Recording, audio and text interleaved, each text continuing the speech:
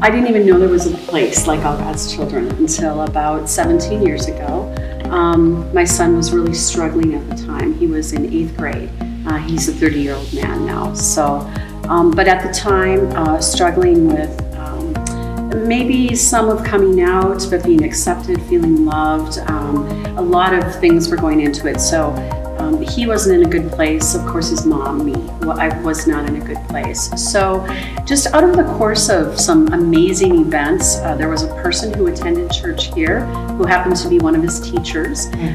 We started a conversation. The teacher told me about All God's Children, and I thought, yes, this is where I need to go. So I showed up on a Sunday morning. I sat in the very back, and actually all I did was sit and flood. I cried and I cried and I cried. I can't even tell you who was here, who was preaching.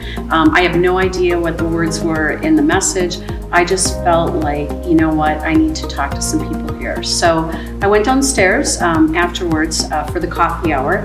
I went to a table. I can remember thinking, I've got to sit at a table where it looks like there's some wisdom, okay? So I sat at a table with mostly older gentlemen, and I still remember I sat down and I said, "Hi, Michelle," and I just burst into tears.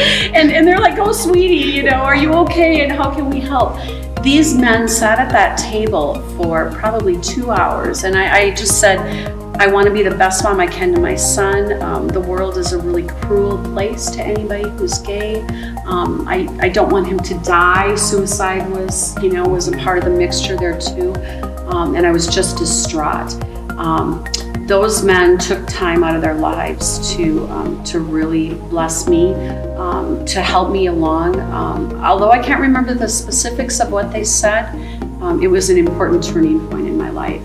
So after that, it took me quite a few years to get back here. Some of that came from being at a church that was certainly professed to be all about love and God's grace and God's mercy. But when it came to the marriage amendment, I found out that it was a whole different story. So